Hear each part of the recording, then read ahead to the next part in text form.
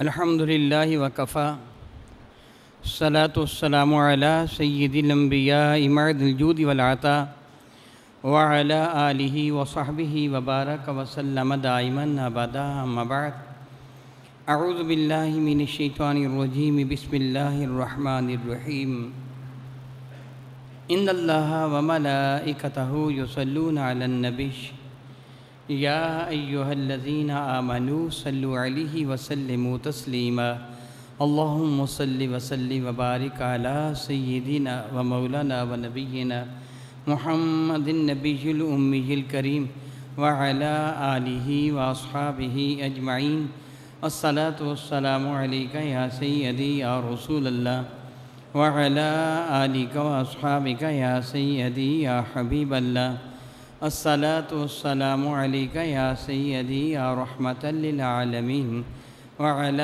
آلک واصحابک یا سیدی یا شفیع المذنبین۔ نہایت معزز و محترم احباب ذی وقار، آج ذی الحجۃ المکرم کی 9 تاریخ ہے۔ ہمارے ہاں تو یوم عرفہ ہے اور حرمین شریفین میں یوم نحر۔ بحمد اللہ تعالی حجاج کرام کل میدان مینا میں تھے، شام کو مزدلفہ سے ہوتے ہوئے آج کل میدان عرفات میں تھے اور پھر شام کو مزدلفہ سے ہوتے ہوئے آج میدان مینا میں واپس پہنچے ہوں گے اور رمی جمار کے بعد قربانی کے جانور ذبح کر رہے ہوں گے کہ یوم نحر ہے۔ رب کائنات جل وعلا کے محبوب مکرم شفیع معظم رحمت عالم کے ارشاد گرامی قدر کا مفہوم بنتا ہے کہ یوم نحر کو عید کے دن رب کریم کے حضور محبوب ترین عمل قربانی کے جانور کو ذبح کرنا ہے۔ بحمد اللہ تعالیٰ ثم الحمد للہ تعالیٰ۔ ویسے یہ سارے کے سارے ایام ذی الحجۃ المکرم کی 1 تاریخ سے لے کے ذی الحجۃ المکرم کی 10 تاریخ تک بہت ہی عزت و عظمت والے ہیں، بلکہ حدیث برکہ کا مفہوم یوں بنتا ہے کہ ان ایام مقدسہ میں 9 ذی الحجۃ المکرم تک یوم عرفہ تک روزہ کا رکھنا، 1 دن کا روزہ رکھنا 1 سال کے روزوں کے برابر ثواب کی حیثیت رکھتا ہے، اور ان کی راتوں میں عبادت کرنا میرے اور آپ کے کریم آقا رسول اللہ کے ارشاد گرامی قدر ہے کہ لیلۃ القدر کی رات کی عبادت کے برابر ہے۔ یعنی ان راتوں میں عبادت کرنا اللہ تعالیٰ کے حضور اس قدر محبوب اور اس قدر پیاری بات ہے کہ اللہ تعالیٰ جل وعلا اس رات عبادت کرنے والے کو لیلۃ القدر کی رات جاگنے کی عبادت کے برابر ثواب عطا فرما دیتا ہے۔ میرے کریم آقا رسول اللہ شفیع معظم رحمت عالم کے ایک اور اشارے گرامی قدر کا مفہوم بنتا ہے قیامت کے دن جب لوگوں کے دل مردہ ہوں گے۔ آپ جانتے ہیں کہ قیامت کا دن انتہائی سخت دن ہے، 50,000 سال کا وہ طویل دن جب سورج بھی بہت ہی قریب ہوگا، انسانوں کی حالت غیر ہوگی، نفسا نفسی کا عالم ہوگا، بے ہوشی ایسی کیفیت جن انسانوں پہ طاری ہوگی، حالت دیگرگوں ہوگا، بھوک اور پیاس سے حالت بہت ہی غیر ہو رہی ہوگی۔ میرے کریم آقا فرماتے وہ دن جب لوگوں کے دل مردہ ہو رہے ہوں گے، جس شخص نے ان 5 راتوں میں اپنے رب کی عبادت کی ہوگی اس کا دل مردہ نہیں ہوگا۔ 5 راتیں کون سی ہیں؟ 3 راتوں تو یہ ہیں، ایک آج کی رات جو آ رہی ہے 10 ذی الحجۃ المکرم کی رات، پھر اس کے بعد والی رات 11 ذی الحجۃ المکرم کی رات، پھر اس کے بعد کی رات 12 ذی الحجۃ المکرم والی رات، اور ایک رات عید الفطر کی، اور ایک رات شعبان المعظم کی 15ویں شب۔ میرے نبی فرمایا جس شخص نے ان 5 راتوں میں اپنے رب کی عبادت کی خاطر رات کو جاگ کر گزارا، میدان معاشر میں اس کا دل مردہ نہیں ہوگا۔ رب ذوالجلال قرآن کریم ارشاد گرامی قدر فرماتا ہے الا ان اولیاء اللہ لا خوف علیہم ولا هم یحزنون۔ سن لو جو اللہ کے پیارے ہیں، اللہ کے ولی ہیں، اللہ کے محبوب ہیں، جن کو رب کائنات نے اپنے قرب خاص کی نعمت سے نوازا ہے، لا خوف علیہم ولا هم یحزنون، قیامت کے دن انہیں کوئی خوف بھی نہ ہوگا، کوئی غم بھی نہ ہوگا، اس لیے کہ ان کے سروں پر جنت کے تاج سج رہے ہوں گے، ان کے بدن پر جنت کے حلے ہوں گے، جنت کے لباس ہوں گے، اور جنت کی نعمتوں سے ان کو نوازا جا رہا ہوگا۔ گویا وہ بندہ جو ان راتوں میں اپنے رب کو راضی کر لے گا عبادت کر کے، تو تو خلاق کائنات جل وعلا اس کو اپنا قرب خاص عطا فرما دے گا، اللہ تعالیٰ اس کو اپنی ولایت یعنی اپنا ولی بنا لے گا، رب کائنات جل وعلا کی وہ اس پہ اپنی رحمتوں کا نزول فرما دے گا۔ یاد رکھیے یہ خلاق کائنات جل وعلا کی رحمت ہے کہ کسی کو پروردگار عالم جل وعلا عمل کی توفیق عطا فرما دے۔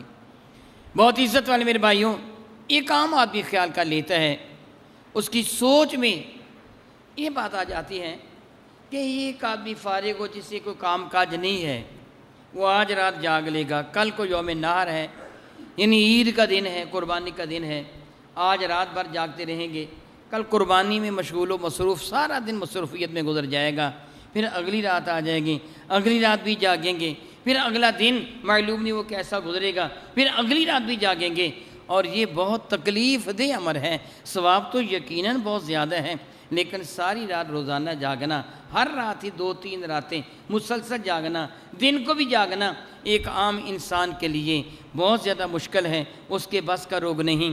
اے رب کائنات جل وعلا تو بے شمار رحمت نازل فرما میرے کریم آقا تاجدار ارب و عجم شفیع معظم رحمت عالم صلی اللہ علیہ وسلم پر، کہ جن کے لیے رب کریم خود ارشاد فرماتا ہے عزیز علیکم، تمہیں کوئی تکلیف پہنچتی ہے، میرے محبوب مکرم علیہ الصلوۃ والسلام کے لیے میرے نبی رب کریم فرماتے ہیں میرے محبوب مکرم علیکم تمہارے لیے بڑے حریص علیکم، تمہارے لیے بڑے حریص ہیں۔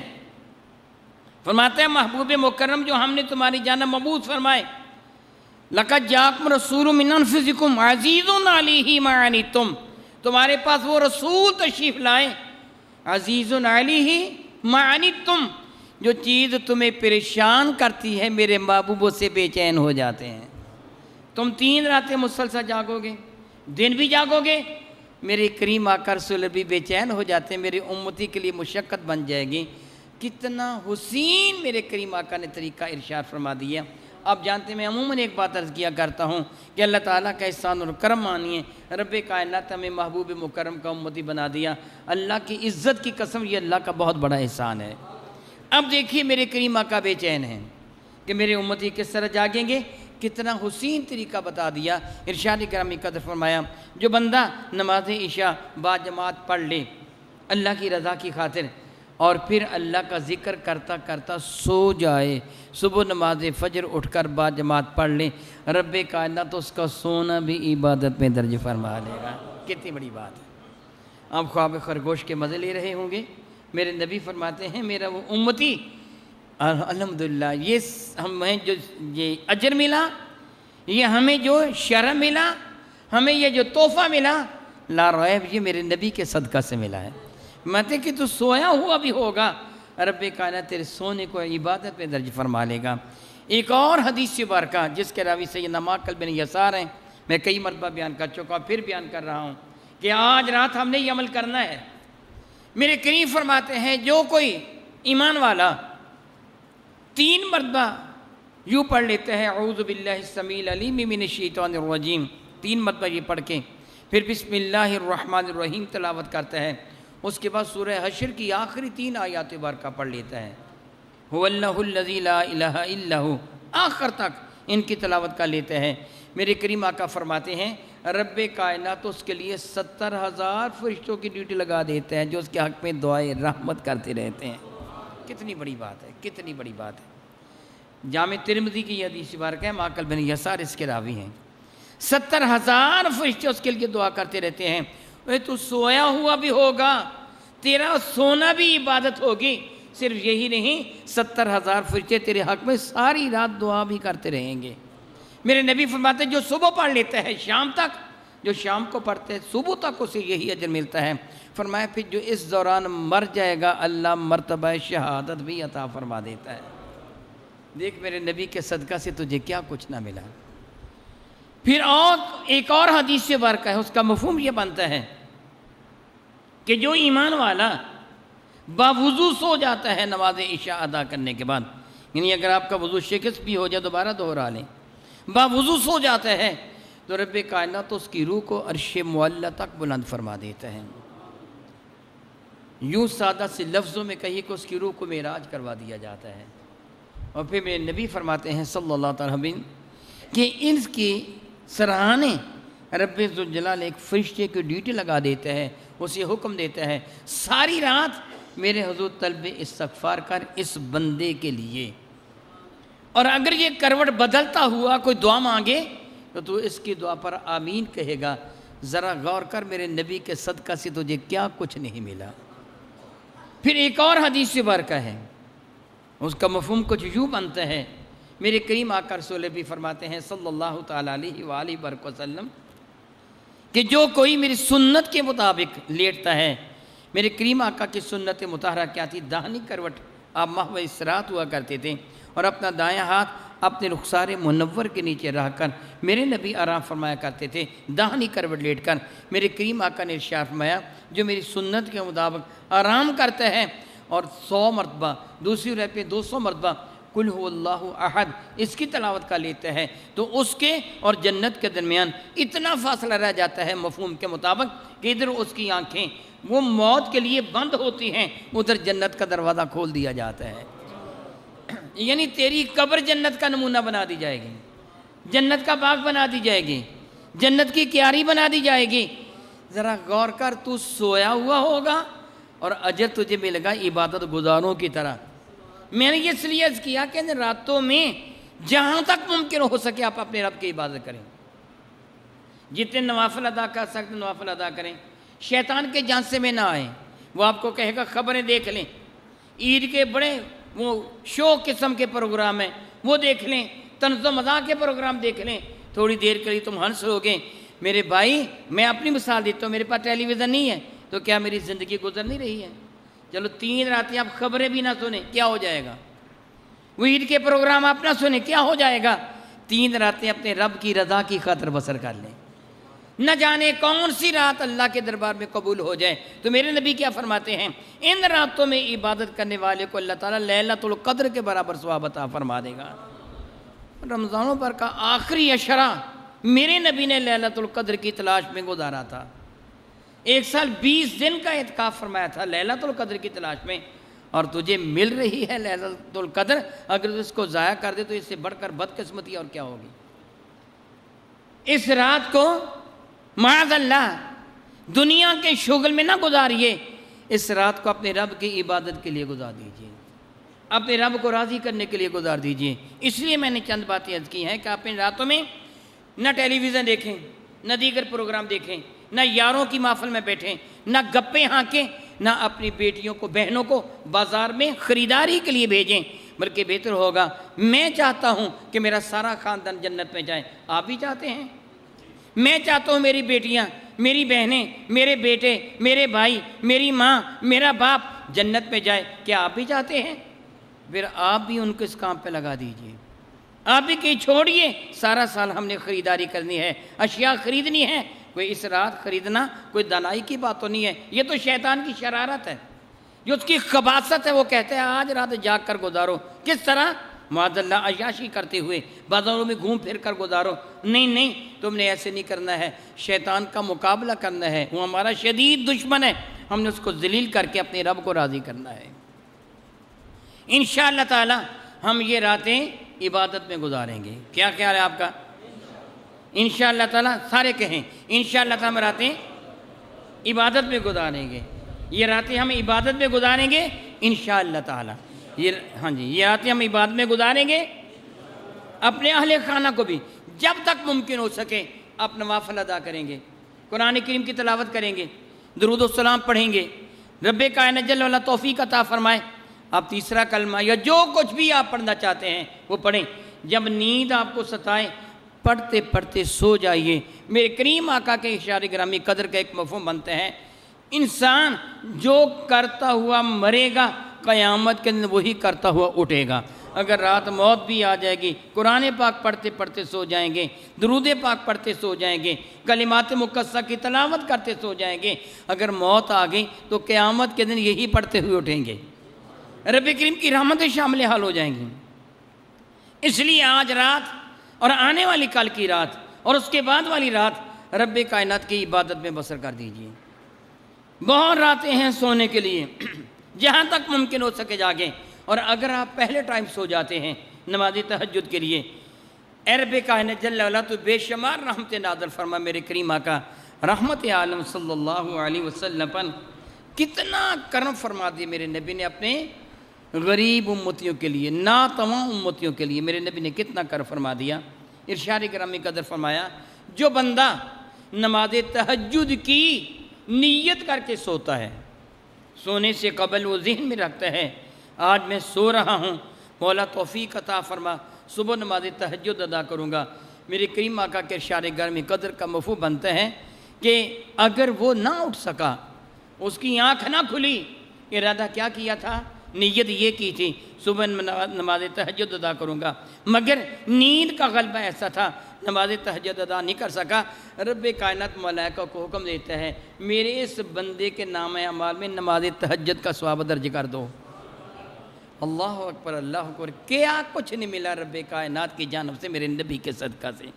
اسی لیے رب کریم فرماتا ہے کنتم خیر امت، میرے محبوب کی امتیوں تم تو مجھے بڑے ہی پیارے لگتے ہو۔ یہ سب کچھ میں نے اس لیے عرض کیا کہ ان راتوں میں آپ نے ان باتوں پر عمل کرنا ہے جو کچھ میں عرض کر رہا ہوں، اور پھر کل کو یوم نہر ہے، آپ نے قربانی کے جانوروں کو ذبح کرنا ہے۔ میرے کریم آقا رسول مرشد رحمت عالم صلی اللہ علیہ وسلم سے صحابہ کرام نے عرض کیا تھا یا رسول اللہ علیہ وسلم یہ قربانی کیا ہے؟ 14 صدیاں بیت جانے کے بعد مجھ جیسا ایک کم علم آدمی، اور آپ بھی سارے کے سارے جانتے ہیں کہ قربانی کیا ہے، تو کیا وہ صحابہ نہیں جانتے تھے کہ قربانی کیا ہے؟ وہ تو مکہ مکرمہ کے رہنے والے تھے، ان کے علم میں تھا کہ حرم کعبہ حضرت ابراہیم نے بنایا، وہ تو مقامی ابراہیم کو جانتے تھے کہ یہاں کھڑے ہو کر ابراہیم نے حرم کعبہ کو بنایا، یہ قدم ان کے ہیں۔ ہم تو شاید کبھی مقدر میں ہو تو زیارت کرتے ہیں، اہل مکہ تو روزانہ ہی زیارت کیا کرتے تھے، اس پہ پانی ڈھال کر نکال کر پیا کرتے تھے کہ ابراہیم کے قدموں والی جگہ ہے۔ ہمیں تو وہاں زیارت نصیب ہوتی ہے۔ وہ آب زمزم کے لیے بہت اچھی طرح واقف تھے کہ سیدنا اسماعیل ذبیح اللہ کی ایڑیوں کے صدقہ سے یہ آب زمزم ہے۔ صفا اور مروہ کے بارے میں جانتے تھے کہ یہ وہ پہاڑیاں جہاں سے سیدہ ہاجرہ سلام اللہ تعالیٰ علیہ دوڑی تھی پانی کی تلاش میں، ان کے علم میں تھا۔ حجاج بن یوسف نے عبد الملک بن مروان کے زمانہ میں حضرت سیدنا عبداللہ بن زبیر رضی اللہ تعالیٰ پہ جب حملہ کیا تھا تو حرم کعبہ پر سنگباری کی تھی، آگ پھینکی تھی، حرم کعبہ کا پردہ بھی جل گیا تھا اور اندر سینگ لٹک رہے تھے، بعض روایتوں میں ایک سر لٹک رہا تھا، اور یہ سینگ اس قربانی کے جانور کے تھے جو حضرت ابراہیم علیہ السلام نے جانور ذبح کیا تھا، اور یہ بھی جل گئے تھے اس آگ کی وجہ سے، اس آتش جذب کی وجہ سے یہ بھی جل گئے تھے۔ تو کیا اہل مکہ کو پتہ نہیں تھا یہ سینگ کس کے ہیں؟ اندر برتن بھی لٹکا کرتے تھے، شتیر کے ساتھ بندھے ہوتے تھے، کیا اہل مکہ کو پتہ نہیں تھا؟ پتہ تھا، بلکہ ان سینگوں کو دیکھا کرتے تھے جو ابراہیم علیہ السلام نے جانور ذبح کیا تھا۔ تو پھر ان کو یہ سوال کرنے کی ضرورت کیوں تھی یا رسول اللہ علیہ والسلام یہ قربانیاں کیا ہیں؟ دراصل اس حقیقت تک پہنچنا چاہتے تھے۔ پھر میرے کریم آقا رسول عربی نے بڑے جامع ترین انداز میں مختصر جواب دیا، یہ قربانی تمہارے جد امجد حضرت ابراہیم کی سنت ہے۔ میں سنت ایک طریقے کو کہا جاتا ہے، ابھی میں نے عرض کیا کہ میرے نبی کے سونے کی سنت یہ ہے، طریقہ یہ ہے، میرے کریم آقا کے چلنے کا طریقہ، میرے اور آپ کے کریم آقا رسول عربی شفیع معظم رحمت عالم تھوڑا سا آگے کو جھک کر چلا کرتے تھے، تیز قدم اٹھایا کرتے تھے، یہ میرے نبی کی سنت ہے۔ پانی نوشے جہاں فرماتے دانی ہاتھ سے پکڑ کر 3 سانسوں میں پیا کرتے تھے، میرے نبی کی سنت ہے۔ کھانا کھانے کا طریقہ میرے نبی کی سنت ہے۔ تو کیا یہ صرف جملہ یہ جان کے سنت ہے گزر جانا چاہیے؟ میرے کریم آقا نے جو فرمایا جی ابراہیم کی سنت ہے، تو کیا ابراہیم علیہ السلام کی سنت یہ ہے کہ جانور کو ذبح کر لو اور گوشت اپنی تجوریوں میں بھر لو، اپنے فریجوں میں رکھ لو؟ ابراہیم کی یہ سنت ہے۔ بتانے کا مقصد کیا ہے؟ آپ سارے کے سارے بڑی عزت والے میرے بھائیوں، میرے بزرگوں، آپ جانتے ہیں کہ ابراہیم علیہ السلام کی اصل سنت ہے کیا؟ اللہ کے نبی تھے، صاحب وحی تھے۔ ایک مرتبہ ایک مسافر کو، مہمان کو کھانا نہیں کھلایا تھا، جو مشرک تھا، تو رب کائنات نے وحی نازل فرمائی تھی اس کو کھانا کیوں نہیں کھلایا؟ اتنی بات پر بھی وحی نازل ہو جاتی تھی، تو کیا اتنے بڑے واقعہ کے لیے رب کائنات کی جانب سے وحی نازل نہیں ہو سکتی تھی کہ اپنے بیٹے کو ذبح کرو؟ اللہ کے کائنات جبریل امین کو بھیج دیتا، بہت اہم واقعہ ہے، بیٹے کو ذبح کرنا معمولی بات تو نہیں ہے۔ مہمان کو کھانا نہیں کھلایا، وحی نازل ہو جاتی ہے، بیٹے کو ذبح کروانا ہے تو وحی نازل ہی نہیں کی۔ ایک رات خواب آیا جس کو یوم ترویہ کہتے ہیں، حکم ہوا کہ اپنی محبوب شے کو ذبح کر۔ خواب میں حکم ہوا، آپ نے بیل گائے وغیرہ بھیڑیں بکریاں وغیرہ ذبح کیے، حکمانی سے اعلیٰ ذبح کر۔ پھر صاف صاف بتا دیا گیا یوم عرفہ کی شب کہ اپنے لخت جگر کو ذبح کر خواب میں۔ اس لیے آپ نے فرمایا تھا یا بنیہ انی اری فی المنام انی اذبحک فانظر ماذا تری، میرے بیٹے میں نے خواب میں دیکھا کہ میں تجھے ذبح کر رہا ہوں، بتا اس سلسلے میں تیری رائے کیا ہے۔ خواب دیکھا ہے نا، وہی تو نازل نہیں ہوئی۔ دعا مانگ سکتے تھے مولا تعالیٰ تو میرے لیے واضح فرما، یہ خواب مجھے آ رہا ہے، کیا اس خواب کی یہی تعبیر ہے کہ اپنے بیٹے کو ذبح کر دوں؟ ابراہیم نے پوچھا نہیں ہے، عمل کیا ہے۔ اور ابراہیم کو خواب میں اشارہ ملے تو وہ فوراً رب کا حکم مان لیں، اور تمہیں تو کئی 100 مرتبہ قرآن پاک پہ کہا نماز پڑھو نماز پڑھو نماز پڑھو، کہ تم نہیں پڑھتے ہو، پھر ابراہیم کی سنت پر عمل تم نے کیا کیا؟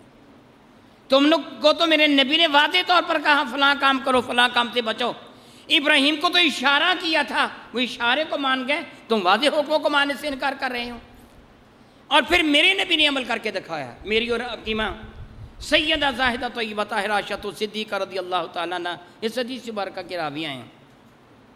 میرے نبی نے 2 دمبے منگوائے، مختلف حدیث مبارکہ ہیں، 2 دمبے منگوائے جو چت کو برے تھے۔ ایک روایت پہ میرے کریم آقا نے فرمایا تھا ایسے دمبا لے کے آؤ جو سیاہی میں دیکھتا ہو، سیاہی میں بیٹھتا ہو اور سیاہی میں چلتا ہو۔ مراد یہ ہے کہ جس کی آنکھوں کے گرد سیاہ ہلکے ہوں، جس کا پیٹ سیاہ ہو، جس کی چاروں کھر سیاہ ہوں، جس کو اب چت کو برا کہتے ہیں یا پنج کلیانہ کہتے ہیں، خوبصورت ہوتا ہے، سینگوں والا لے کے آؤ۔ ایسے دمبے پیش کیے گئے۔ میرے کریم آقا رسول اللہ نے ان کو زمین پر لٹایا، اور زمین پر لٹا کر چھری نہیں پھیری بلکہ اللہ اکبر کیا کیا، اللہم منکا ولکا، اللہ اکبر۔ کتنی بڑی بات ہے میرے بھائیوں، ذہن نشین فرما لیجئے، آپ نے بھی کل قربانی کے جانوروں کو ذبح کرنا ہے۔ جملے میرے نبی نے کیا عرض کیے تھے بارگاہ رب العزت میں، اللہم منکا، آپ کہتے ہیں یہ جانور میں نے خریدا، میں کہتا ہوں میں نے خریدا، فلاں کہتا ہے میں نے خریدا، دیکھو کتنا بڑا جانور لے کے آیا ہوں۔ میرے نبی نے یہ نہیں کہا میں نے خریدا، اللہم منکا، مولا یہ تیری عطا ہے، یہ تیری طرف سے ہے۔ میں اللہ کی عزت کی قسم اٹھا کے کہتا ہوں، یہ جو کچھ میں اب گفتگو کر رہا ہوں اس میں میرا کمال نہیں ہے، رحمت ہے میرے مولا کی کہ مجھ کو توفیق عطا فرما دے۔ آپ جو نماز جمعہ ادا کرنے کے لیے آئے ہیں، کمال آپ کا نہیں ہے، رحمت میرے رب کریم کی ہے کہ آپ کو توفیق عطا فرما دی۔ کتنے وہ ہیں جن کو توفیق ہی نہیں ملی، جن کو اللہ تعالیٰ نے اجازت ہی نہیں دی نماز پڑھنے کی۔ میرے کریم آقا نے کیا عرض کیا، مولا اللہم منکا، مولا یہ جانور تو نے مجھے دیا ہے، یہ تیری طرف سے ہے، ولکا، اس کو ذبح کر رہا ہوں تو اپنے لیے نہیں تیری رضا کی خاطر ذبح کر رہا ہوں۔ تو بھی یہی کہے، جب تو جانور ذبح کرنا چاہے نا تو یہ نہ کہے میرا جانور بڑا موٹا ہے، بڑا تازہ ہے، دیکھو کتنا بڑا بکرا ہے، اتنا گوشت سے نکلے گا، اور نہیں، ذہن نشین کر لیں، میرا رب ارشاد فرماتا ہے نہیں ینال اللہ لحومھا ولا دماؤھا ولکن ینال التقوی منکم، فرماتا ہے تیری قربانیوں کا خون، اس کا گوشت میں بلادا نہیں فرماتا، میں تو تیرے تقوی کو دیکھتا ہوں، تیری نیت کیا ہے۔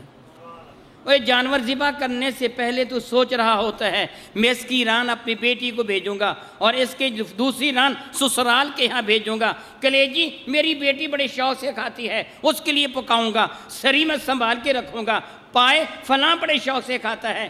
وہ تو اپنے لیے ذبح کر رہا ہے، رب کے لیے کیا کیا ہے؟ میرے نبی نے یہ کیا تھا، مولا کہ میں ذبح ہی تیری رضا کی خاطر کر رہا ہوں، اپنے لیے نہیں کر رہا۔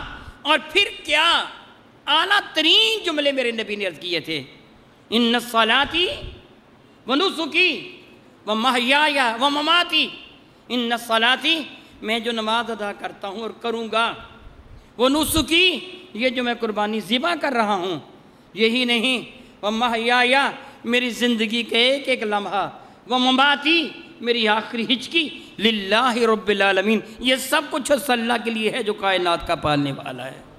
یہ ہے میرے نبی کی سنت۔ میرے کریم نے قربانی ذبح کرنے سے پہلے، اس جانور کی گردن پر چھری چلانے سے پہلے اپنے رب کے دربار میں یہ عرض کیا تھا اور یہ فرمایا تھا، امرت بذالک، میرے رب نے مجھے یہی حکم دیا ہے کہ میں یوں ہی کروں۔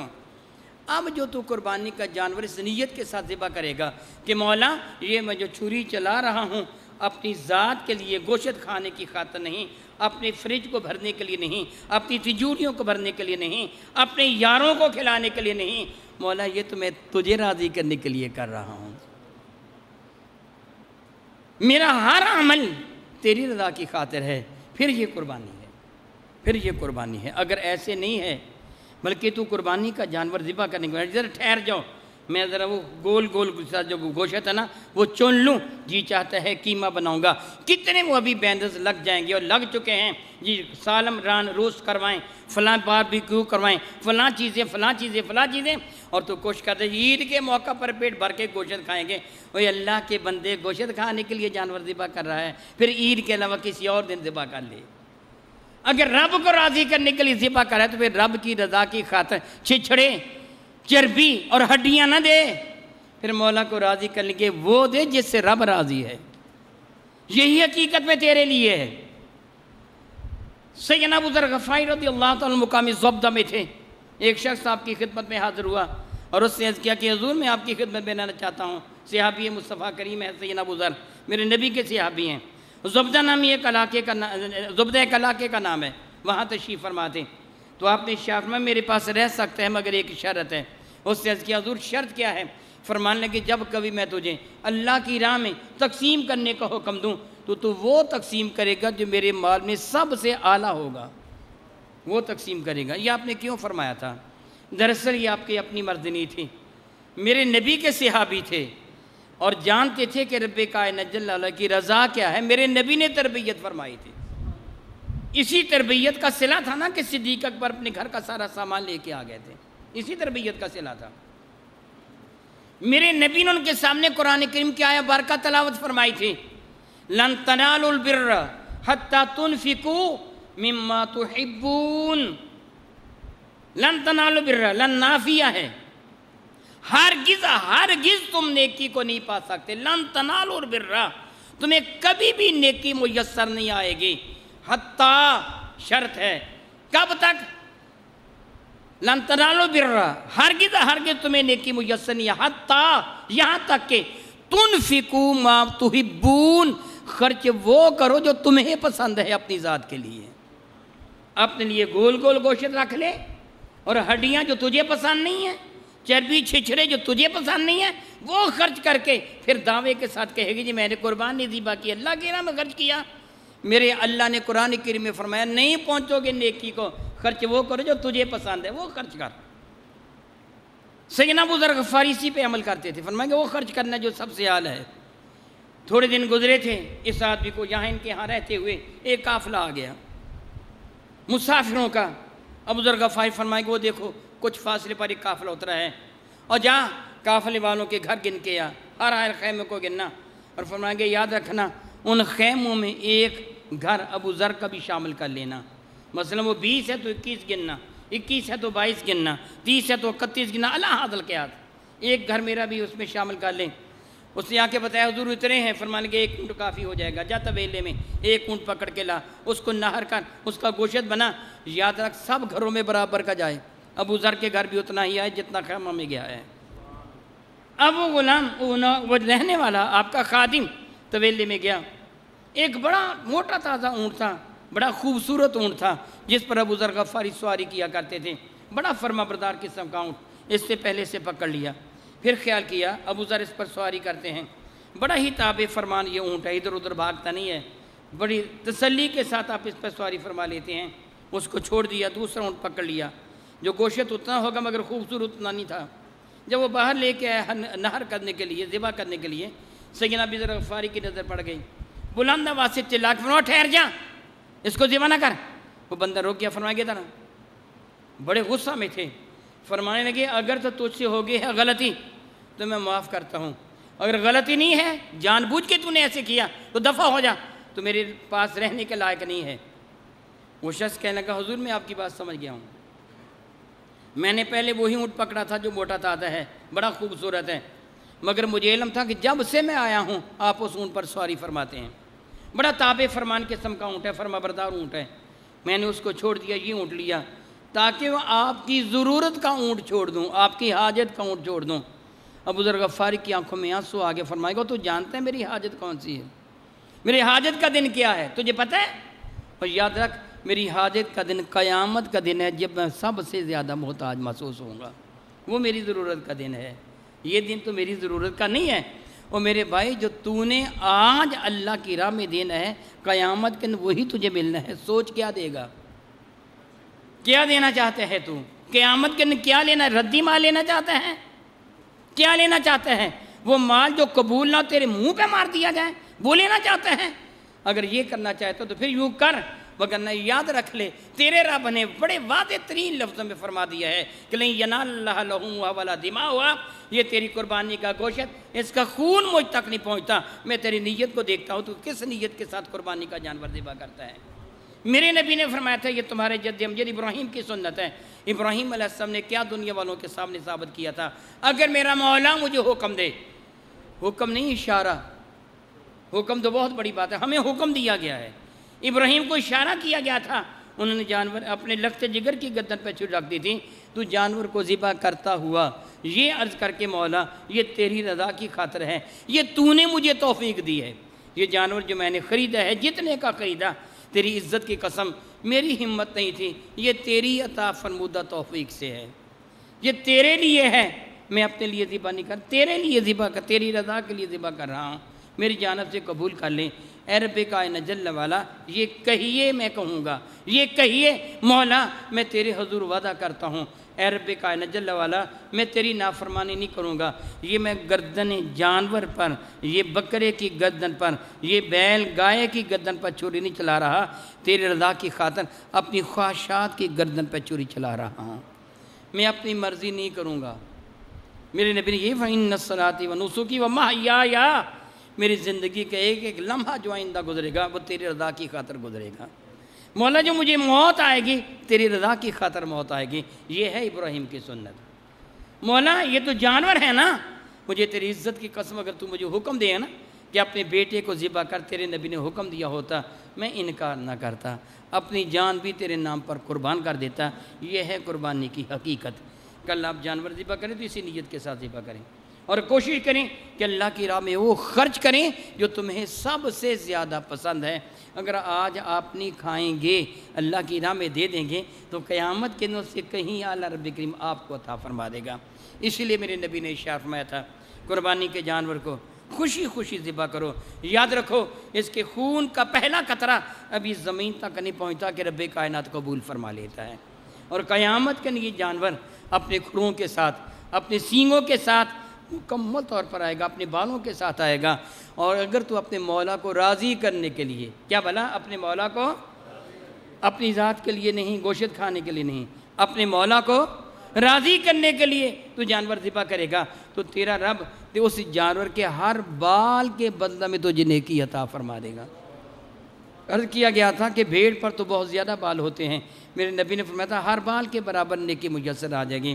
میرے بھائیوں گوشت کھانے کے لیے ذبح نہ کرنا، سارا سال کھاتے ہو، اس نیت سے ذبح نہ کرنا۔ یہ تو قریب نے کرم کیا کہ گوشت کھانے کی اجازت دے دی ہے کہ ایک حصہ خود کھا لو، 2 حصے تقسیم کر لو، یہ تو ان کا کرم ہے، وگرنہ گوشت کھانے کی نیت سے ذبح نہ کرنا۔ جی چاہے تو سارا اپنے رب کی رضا کے لیے دے دینا، بڑا اجر ملے گا، ثواب تب بھی ملتا ہے جب رب کو راضی کرنے کی کوشش کی جاتی ہے۔ میں دعا کرتا ہوں رب کائنات میرے کریم آقا رسول عربی کے صدقہ سے ہمیں اس کام کی توفیق دے جس سے اللہ بھی راضی ہو، اللہ کا نبی بھی، اس کام سے ہمیں محفوظ رکھے جس سے اللہ ناراض ہو یا اللہ کا نبی۔